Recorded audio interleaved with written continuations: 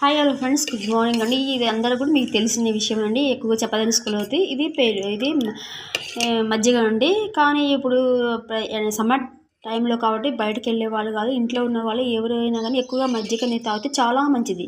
ఇంకొక విషయం ఏంటంటే, పిల్లలు చాలా వరకు మజ్జిగని పెరుగుని తినడానికి ఇష్టపడరు. కానీ ఇప్పటి నుంచైనా అలవాటు చేయండి. ఇది చాలా హెల్త్కి మంచిది.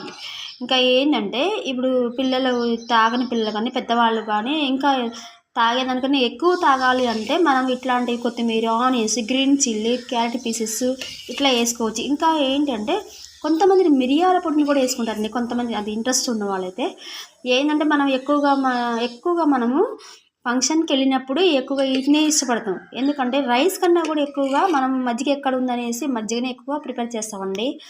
ఇంకా ఏంటంటే మెయిన్ ఈ సమ్మర్ టైంలో కాబట్టి ఎక్కువ శాతం పిల్లలకి ఇవి ఎక్కువగా ఇవ్వాలండి.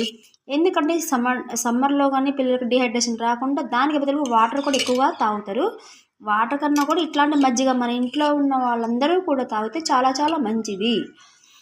ఇంకా ఏంటంటే ఇంకా చాలామంది కూడా ఇప్పుడు మన ఏదో ఒక విధంగా వెళ్ళినప్పుడు ఏదైనా ట్రావెల్స్ కానీ వెళ్ళినప్పుడు కానీ వీటిని బాటిల్స్లో తీసుకొని వెళ్తారు. కానీ అలాంటప్పుడు మనం ఏం చేయాలంటే మనము ఆనియన్స్ అనేది వేసుకోకూడదు. ఎందుకంటే అవి స్మెల్ వస్తుంది కదా. ఆనియన్స్ లేకుండా కొత్తిమీర, సాల్ట్ ప్లస్ పెప్పర్ పౌడర్ అంటే మిరియాల పొడిని కూడా వేసుకుంటారండి. అది కూడా చాలా మంచిది హెల్త్కి. ఓకేనండి, చూసేవాళ్ళు ఇది కూడా ఒక వీడియోనే అనుకోవచ్చు, కానీ ఇది నాకు చేయాలనుకున్న నేను చెప్పానండి.